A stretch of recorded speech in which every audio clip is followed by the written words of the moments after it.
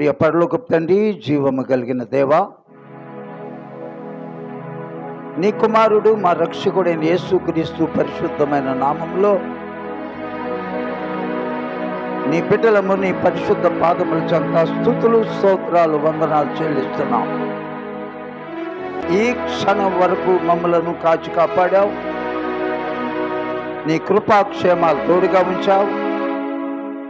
రక్షణానందం అనుగ్రహించావు. నీతో సహవాసం చేసే భాగ్యం ఇచ్చావు. మా వెంట ఇమ్మానుయేలుగా నడుస్తూ ఉన్నావు.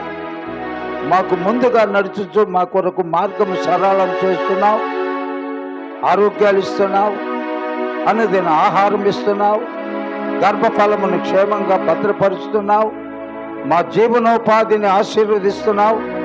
అవన్నీ కూడా నీవే మాకు ఇచ్చావు బ్రతకడం కొరకు. మేమేమి ఇవ్వగలము? అందుకే కొల్లలుగా నీకు స్తుతులు, స్తోత్రాలు సమర్పించుటకు ఈ మొదటి ఆదివారం ఏప్రిల్ నెలలో నీ దగ్గరకు వచ్చాం. మాతో ఉండండి, మా మధ్యలో సంచరించండి.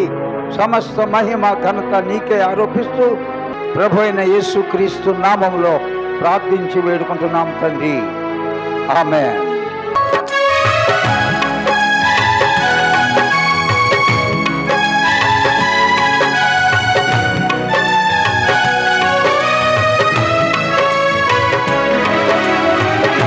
సర్వాంగ సుందర సద్గుణ శేఖర యేసయ్యా, నిన్ను సియోనులో చూచెదా. సద్గుణ శేఖర సద్గుణ శేఖర యేసయ్యా, నిన్ను సియోనులో చూచెదా. పరవశించి పాడుతూ పరవళ్ళుతో లేదా పరవశించి పాడుతూ పరవళ్ళుతో లేదా. సర్వాంగ సుందర సద్గుణ శేఖర యేసయ్యా, నిన్ను సియోనులో చూచెదా.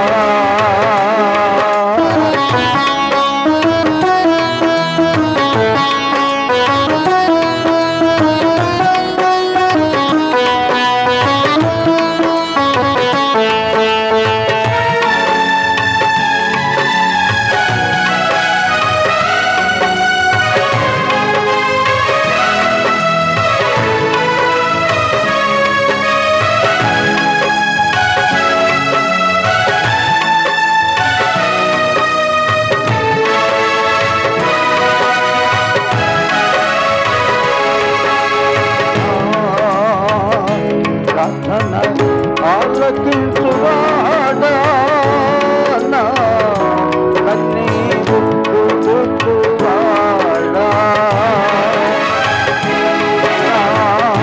ప్రార్థన ఆలకించువాడా నా కన్నీరు తుడుచువాడా. నా శోధనలన్నిటిలో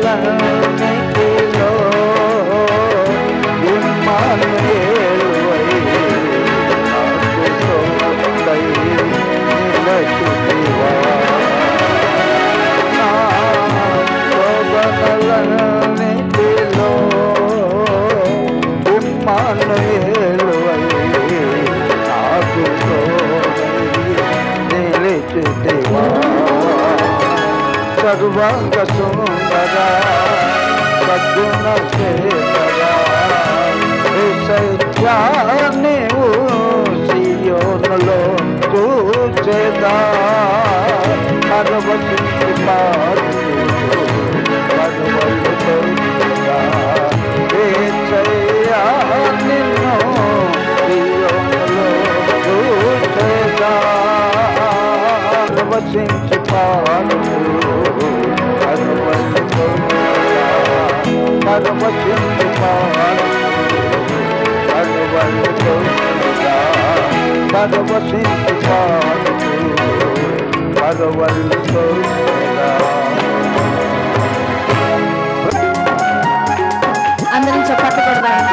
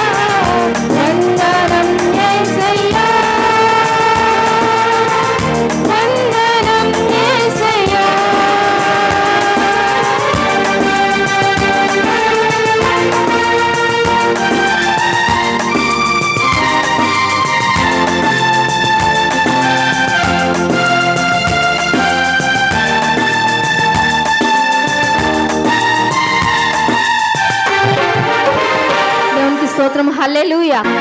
Thank you, Lord.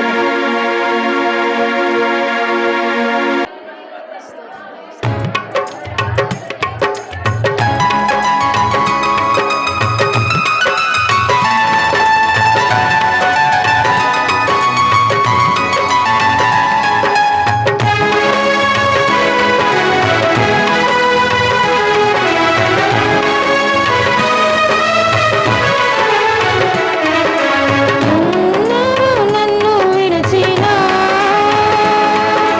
నీవు నన్ను విడువనంటివే. నన్ను విడిచినా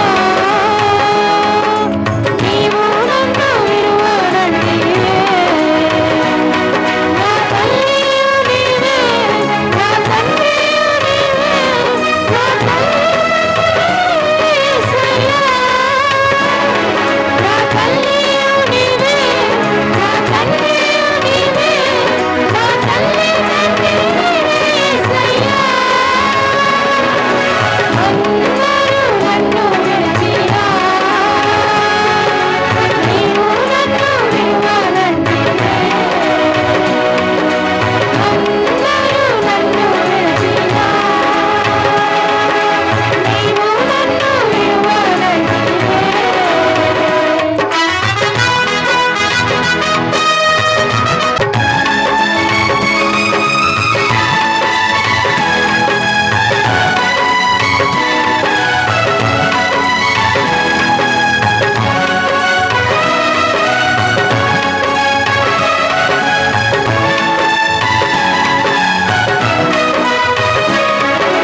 నేను నిన్ను నమ్ముకుంటిని,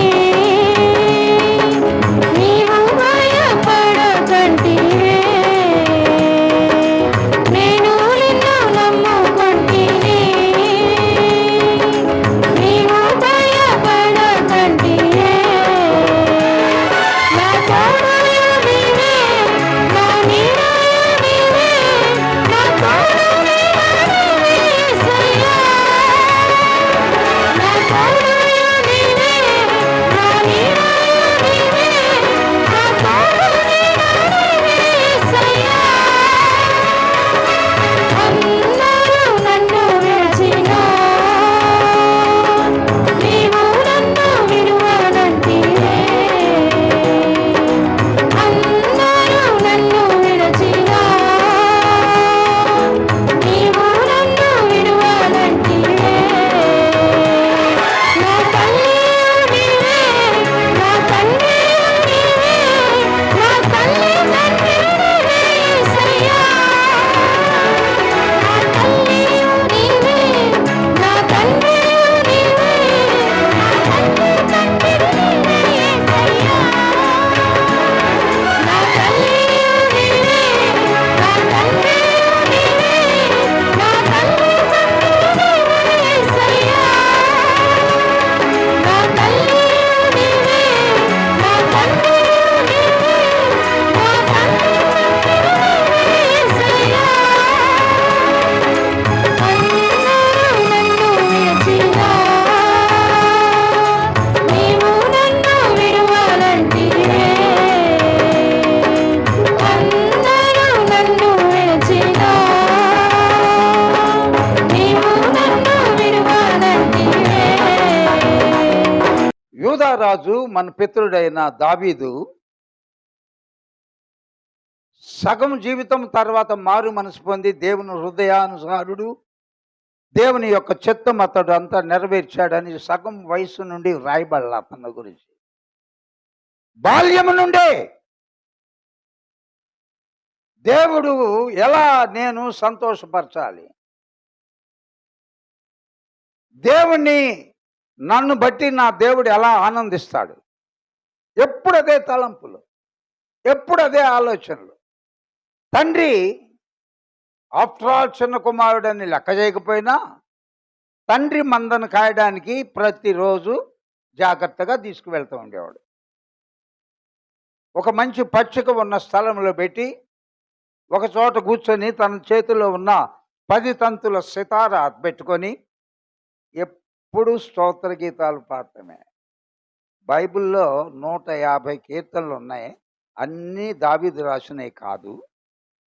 ఇంకా చాలామంది రాశారు గానీ, దావీదు గీతాలాపన చేసిన గా స స గీత కీర్తనలు లెక్కలేనన్ని. ఎప్పుడవే మంద చూసుకుంటూ ఆత్మతో, సత్యముతో 10 తంతుల సితారాతో ఆయన్ని స్తుతిస్తూ, ఆరాధిస్తూ ఆయనలో పరవశమైపోతూ ఉండేవాడు.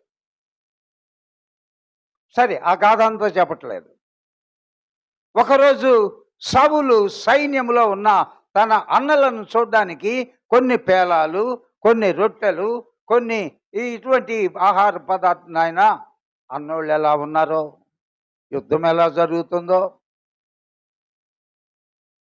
క్షేమంగా ఉన్నారా, అక్కడ క్షేమ సమాచారం తెలుసుకొని తిరిగి నా యొద్దకు రండి అని దావీదును పంపిస్తే, అక్కడికి పోయేటప్పుడు ఎవడ గుడారాల్లో వాళ్ళు దాక్కుని ఉన్నారు. యుద్ధం లేదు, పాడు లేదు. ఆ ఇశ్రాయేలీయులకు శత్రువైన ఈ గొలియాత్, ఫిలిష్తీయుడైన గొలియాత్, వాడు 10 మూరల 6 మూరల క్షమించండి, అంతటి భీకరుడైన భయంకరుడు వచ్చి రోజు నిలబడితే అందరితో యుద్ధం అక్కర్లేదు, మీలో ఎవడైనా ఒక్కడు మగోడు ఉంటే రండి, నేను మా తరపున మీలో ఎవడైనా ఒకడు వస్తే మేమిద్దరమే ఇక్కడ తగు ఆడుకుంటాం, ఎవడు చచ్చిపోతే మేము మీకు దాసులం అవుతాం. ఆ సమయంలో బాలుడైన దావీదు అన్నలను చూడడానికి వెళ్ళాడు. చూచాడు, పరిస్థితి అంతా తారుమారుగా ఉంది. నేను చంపేస్తాను, నన్ను తీసుకువెళ్ళండి. మనుషులందరూ కూడా, ఇశ్రాయేలీలో సౌలు మహారాజుని గురించి వ్రాయబడిన ఒక మాట, ఇశ్రాయేలులో ఎత్తరి అంట, అంతకన్నా ఎత్తైన వాడు గొలియాత్. ఆ సౌలే చూసి భయపడితే, దావీదైతే తన దేవుడైన యెహోవాను చూస్తున్నాడు. Praise the lord. 6 మూరల జానుడు ఉన్న గొలియాతునేమో ఇశ్రాయేలీలు చూసి వణికిపోతున్నారు. ఆకాశములు మహాకాశములు పట్టజాలని తన దేవుని చూస్తున్నాడు దావీదు. నేను చంపేస్తాను వాడిని. సరే, కొట్టేశాడు, అది కూడా చెప్పట్లేదు. వాడి తల తెగ నరికాడు.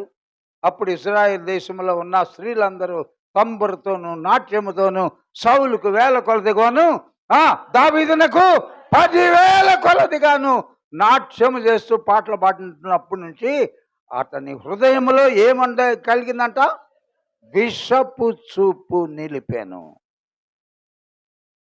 రైట్.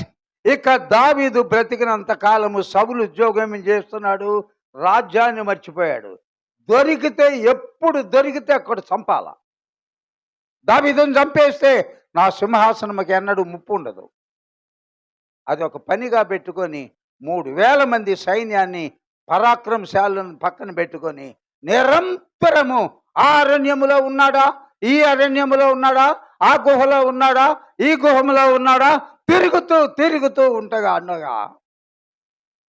ఇప్పుడు మొదటి సమయాలు దేవుడైతే ఎప్పటికప్పుడు తప్పిస్తూ వచ్చాడు దావీదుని.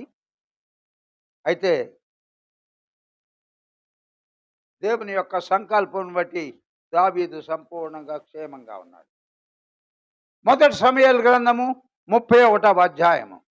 అంతలో ఫిలిష్తీయులు ఇశ్రాయేలీయులతో యుద్ధము చేయగా ఇశ్రాయేలీయులు ఫిలిష్తీయుల ఎదుట నుండి పారిపోయి, దేవుని బిడ్డలే సున్నతి లేని ఫిలిష్తీయుల దగ్గర నుంచి పారిపోతున్నారు. ఎందుకు మనం కూడా ప్రతి సమస్యకు భయపడిపోతాం, వణికిపోతాం, కలవరపడతాం? ఎందుకంటే నీలో యేసు లేడు, నీ జీవితం యేసుకు సమర్పించుకోలేదు. అందుకే ప్రతి శత్రు యొక్క యుక్తి వాటికి మనము వణుకుతూ ఉంటాం. తర్వాత పారిపోయి గిల్బోవ పర్వతం వరకు ఫిలిష్తీయులు వారిని హతము చేయొచ్చు. ఫిలిష్తీయులే దేవుని బిడ్డలైన ఇశ్రాయేలును హతము చేయొచ్చు. సౌలును అతని కుమారులను కూడా తరుముచు యోనాతాను, అబీనాదాబు, మెల్కీషూవా అను సౌలు యొక్క కుమారులను హతము చేసిరి. ఎంత దుఃఖకరమైన మాట అండి. ఇశ్రాయేలులో మొదటి రాజు ఎవరు? సౌలే. సౌలు అతని ముగ్గురు కొడుకులు కూడా నరికి అవతల పడేశారు. అయితే యుద్ధములో సౌలు ఓడిపోవచ్చుండగా అతడు అంబులు వేయి వారిని కంటబడి వారి చేత గాయములు పొందెను. సౌలు దెబ్బలు తగిలి బాగా. అప్పుడు సౌలు అంటున్నాడు, సున్నతి లేని వీరు వచ్చి నన్ను పొడిచి అపహాస్యము చేయకుండానట్లు నీ కత్తి దూసి నన్ను పొడువురా అని తన ఆయుధములు మోసేవాడిని అనగానే అతను ప్రాణం ఒప్పల, తన ఆయుధాలు మోసేవాడికి. కనుక సౌలు తన కత్తి పట్టుకొని దాని మీద పడెను. ఆత్మహత్య చేసుకొని చచ్చిపోయాడు.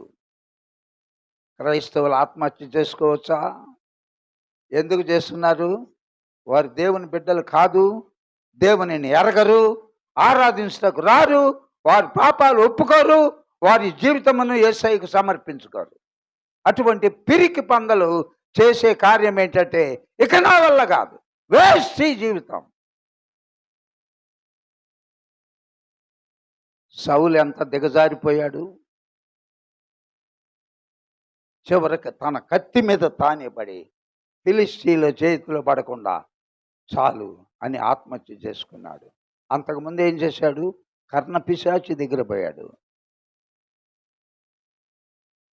జాగ్రత్త, దేవుని మీద ఆధారపడకపోతే రైట్. ఇంతటితోటి ఇంకా నేను చెప్పదలుచుకోలేదు.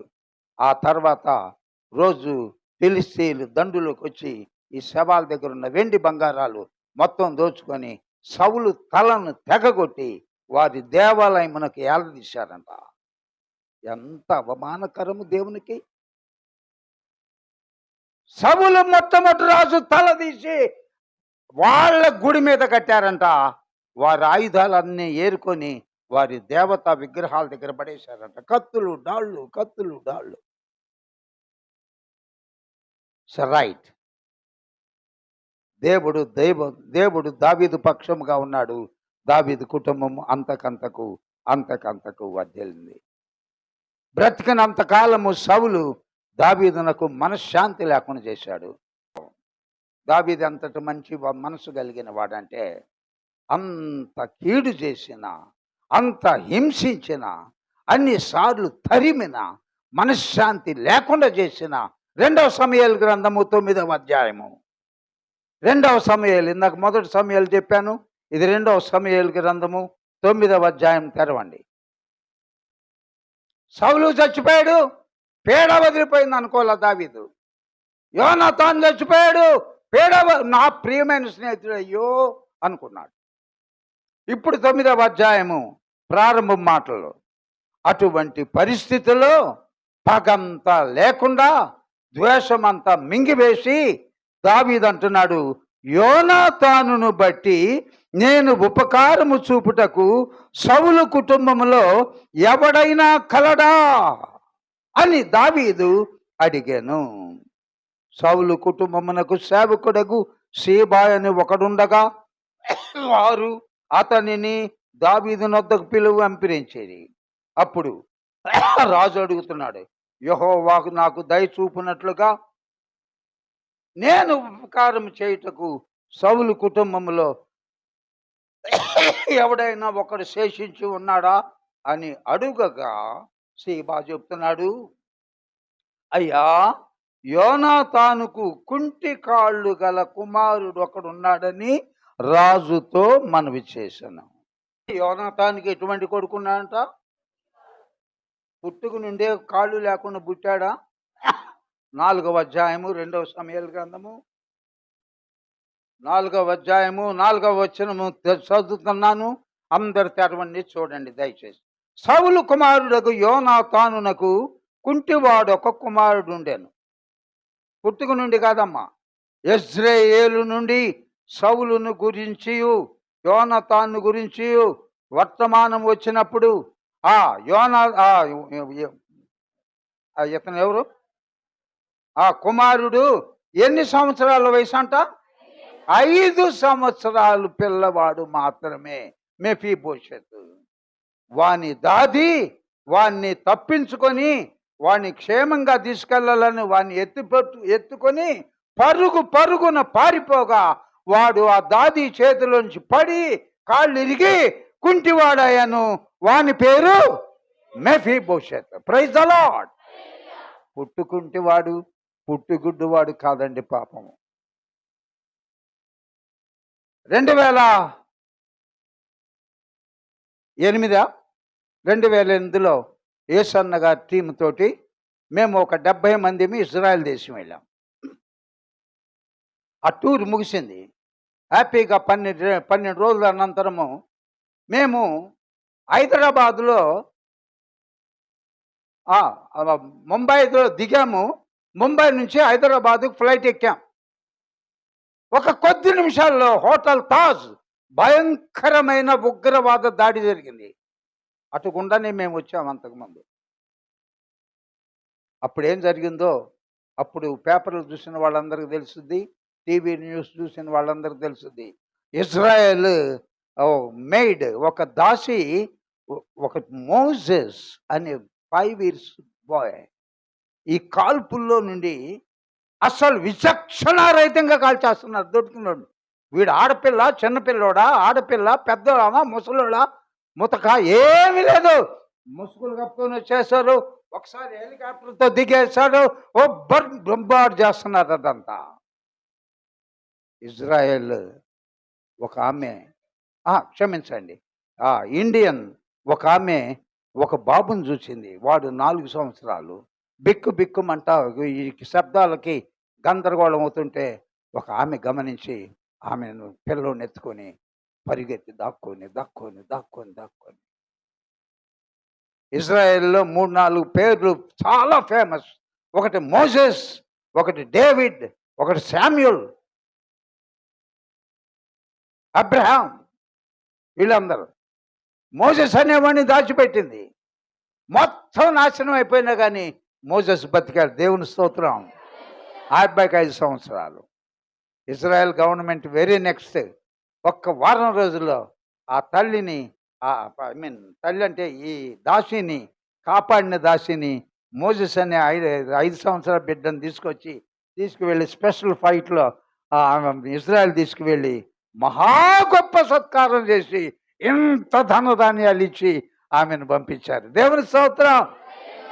దాసి కూడా మెఫీబోషెతును కాపాడాలని శత్రువుల చేతిలో పడితే నాశనం అయిపోకుండా తండ్రితో పాటు తాతతో పాటు మెఫీబోషెతునైనా కాపాడుకుందామని పరిగెడుతూ కంగారులో ఆమె బోర్ల పడిందో, రాయి పట్టుకొని ఏది జరిగిందో ఈ పిల్లోడు పడ్డాడు. 5 సంవత్సరాలు కదా, కాలు.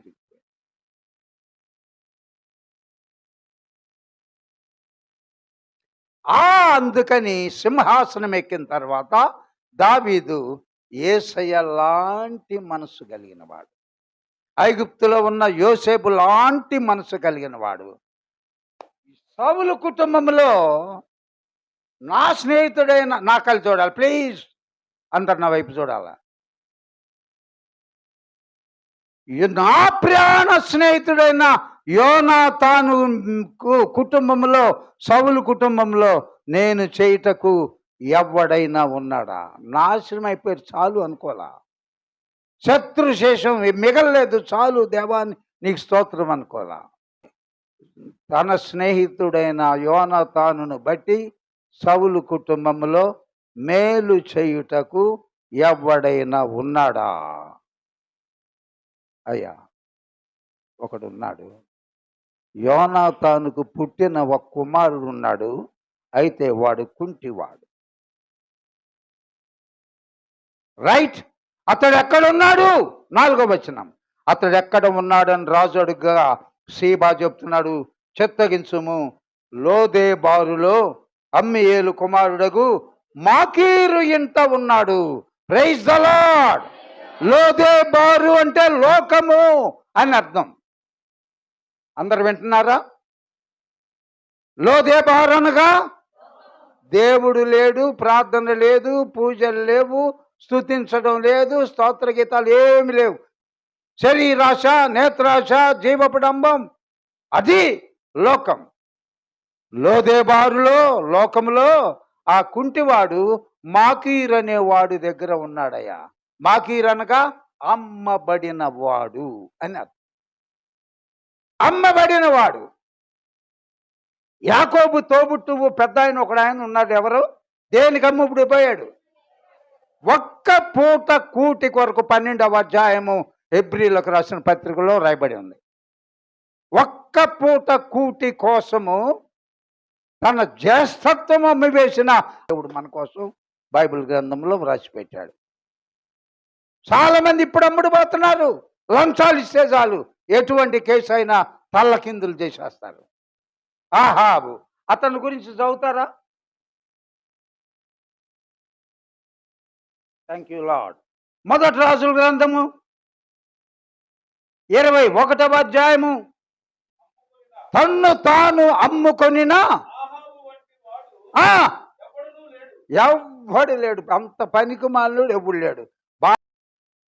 ఇతనేమో ఒక్క పూట కూటి కోసం అమ్ముడుపోయాడు. ఇప్పుడేమో లంచాలకు అమ్ముడుపోతున్నారు. ఈ మహా గొప్ప రాజు యెజబెల్ అంటే చెమటలు పట్టేసి వాళ్ళంతా. సిట్ అంటే ఎగిరి కింద పట్టమే, కూర్చోటమే. ఇంకా అటువంటి అమ్ముకున్నవాడు, యెహోవాను విడిచిపెట్టిన వాడు, వాడు ఇశ్రాయేలుడై ఉండి భార్య మాటకు విని ఈ ఇశ్రాయేలీయులకు వ్యతిరేకంగా బయలు దేవత ఆ ప్రవక్తలను చంపించిన పనికి మాలిన వాడు వీడే. కాబట్టి ఇప్పుడు యోనాతాను బట్టి ఉపకారము చూపుటకు మెఫీబోషెత్ ఎక్కడ ఉన్నాడంట? నేను చెప్పిన మాటలు చెప్పండి. ఎక్కడ ఉన్నాడు? లోకంలో ఉన్నాడు. Praise the lord. ఎవరింట్లో ఉన్నాడు? అమ్మబడిన వాడి ఇంట్లో ఉన్నాడు.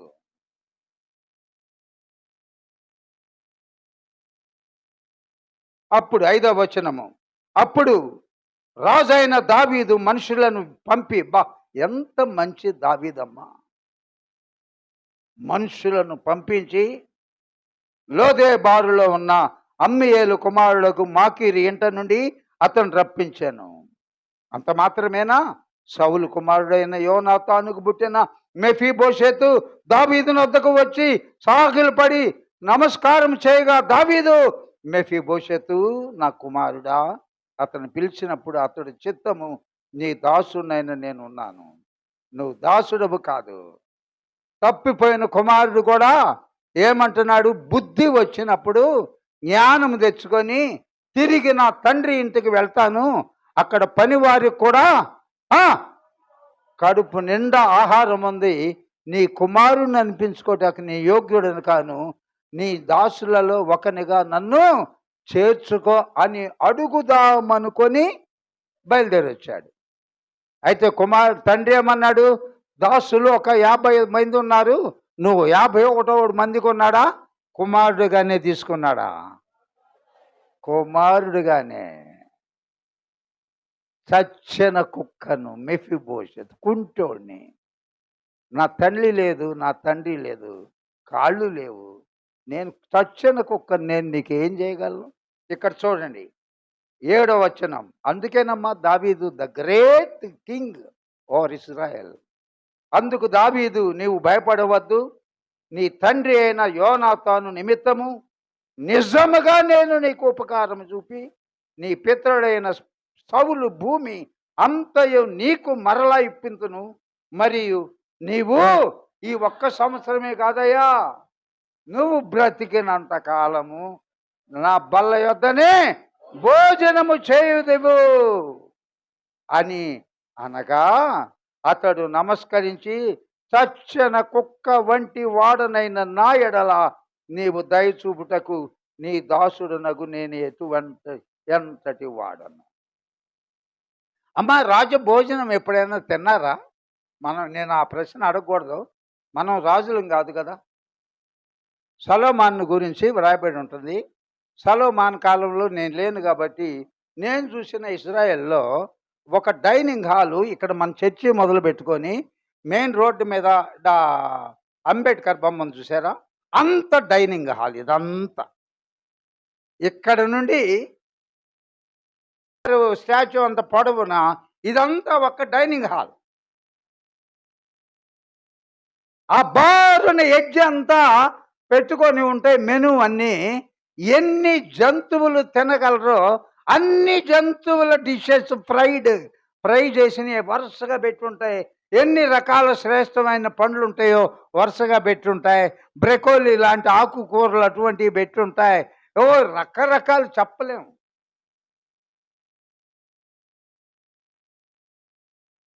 ఇండియా నుండి పోయిన వాళ్ళు మనందరం తోటం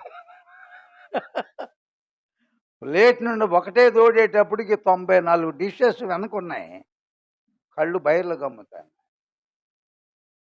నీవు బ్రతికినంత కాలము మెఫీబోషెతు చచ్చిన కుక్క వంటి వాడను అనొద్దు. నీ తండ్రి నా స్నేహితుడు, నా ప్రాణ స్నేహితుడైన యోనాతానును బట్టి నేను నీకు ఉపకారం చేస్తా. నీ తాత సౌలు ఆస్తులన్నీ ఎక్కడున్నాయో ఎంక్వైరీ చేస్తా. ఎన్ని భూములు ఉన్నాయో లెక్క చేస్తా. నేను అందరి పని వారికి అప్పచెప్తా. నీవు మాత్రము నా దగ్గరే, నాతో పాటే, నా బల్ల మీదే నా భోజనము నువ్వు బ్రతుకు కాలమంతా తిందువుగాక. అప్పుడు సౌలు రాజు 9వ వచనము రాజు రాజు అయిన సౌలు అప్పుడు రాజు దావీదు సౌలు సేవకుడైన సీబాను పిలువనంపించి సౌలునకును అతని కుటుంబమునకు కలిగిన సొత్తంతటిని నీ యజమానుని కుమారునికి నేను ఇప్పించి ఉన్నాను మెఫీబోషెతుకి. కాబట్టి నీవు ఓ సీబా, నీవు నీ కుమారులు నీ దాసులు అతని కొరకే, మెఫీబోషెతు కొరకే ఆ భూమిని సాగుబడి చేసి నీ యజమానుని కుమారునికి భోజనమునక ఆహారము కలుగునట్లు నీవు దాని పంట తేవలెను. నీ యజమానుని కుమారుడైన మెఫీబోషెతు ఎల్లప్పుడూ నా బల్ల యొద్దనే భోజనము చేయనని సెలవిచ్చాను. ఈ 12వ వచనమునకు పైన ఒక్క మాట చెప్పి నేను ముగిస్తా. మెఫీబోషెతు రాజకుమారులలో ఒకడైనట్లుగా రాజు బల్ల యొద్దనే, అంటే దావీదు గర్భఫలము కుమారులు కుమార్తెలతో పాటు కుంటివాడైన మెఫీబోషెతు కూడా ఒక అన్యుడిగా కాకుండా, ఒక శత్రువు సంబంధించినవాడు కాకుండా, ఒక దాసుడుగా కాకుండా తన బిడ్డలలో ఒక బిడ్డలాగా మెఫీబోషెతును కూడా రాజు బ్రతికినంత కాలము చేశాడు. ఈ వాక్య భాగంలో మనం ఏం చేద్దాం? అలాగే మన కక్షలన్నీ గుండెల్లో పట్టుకొని నేను బతికినంత కాలము వాడి కాకి అక్కడ వాలిన కాకి ఇంటి మీద కాకి వాడటానికి లేదంటున్నామా? మర్చిపోదాం. వారితో సమాధాన పడదాం. దేవుని సన్నిధిలో మన పాపాలు ఒప్పుకుందాం. కాబట్టి ప్రియమైన దేవుని బిడ్డలారా, చర్చికి వచ్చినందుకు మనం బ్రతుకులు మారాలి, మన మాటలు మారాలి, చూపులు మారాలి, తలంపులు మారాలి, అడుగులు మారాలి, నడక మారాలి. ఒకనాడు కోడి పెట్టిన ఒక గుడ్డు తల్లి కడుపు కింద 21 రోజులు ఉన్నప్పుడు తిరిగి తల్లి పోలిక చొప్పున ఈ పగలగొట్టుకుని తల్లి ఎలాగా తల్లిలాగానే ఉండదో, కడబోర శబ్దం మోగబోయే సమయంలో ఉన్నాము. యేసయ్య ఎలా ఉన్నాడో అలాగా మనము రూపాంతరం చెంది మనము బయలుదేరి వెళ్ళుటకు దేవుడు తన పరిశుద్ధ ఆత్మను మనందరి మీద కుమ్మరించునుగాక. క్రైస్తవ జీవితము, విశ్వాసి జీవితము అంటే స్థిరముగా ఉండాల, నిండుకుండా. ఒక్క మాట చెప్పి నేను క్లోజ్ చేస్తాను. ఆడోళ్ళకైనా మగవాళ్ళైనా మామూలు నడిచి వస్తూ ఉంటారు, అది నిండుకుండా. కాబట్టి అటు ఇటు కదలదు. సగం కుండ దాకా నింపుకొని అదే చుట్ట మీద పెట్టుకొని వస్తుంటే కుండ ఏమవుద్ది? తొణుకుద్ది. క్రైస్తవుడు తొణికే ఆఫ్ నాలెడ్జి, ఆఫ్ ప్రార్థనలు, ఆఫ్ మారు మనసు, ఆఫ్ పరిశుద్ధాత్మ, ఆఫ్ ప్రార్థనలు ఉంటే నీ బతుకంతా అటు ఇటు ఒకటమే. నిండుగా నింపండి, బాణలు నిండుగా నింపుకోండి. దేవుడు రెడీగా ఉన్నాడు. ఎక్కడైతే నిండు కొండలు బాణలు అంచుల మట్టుకు నింపుకున్నారో యేసయ్య ఒక దినమున వస్తాడు, ప్రశస్తమైన ద్రాక్షారసముగా నీ బ్రతుకును మార్చునుగాక. పరిశుద్ధుడైన మా తండ్రి, కృపా సత్య సంపూర్ణుడవై ఆదరణకర్తవై మా మధ్యలోనికి వచ్చినందుకు స్తోత్రాలు.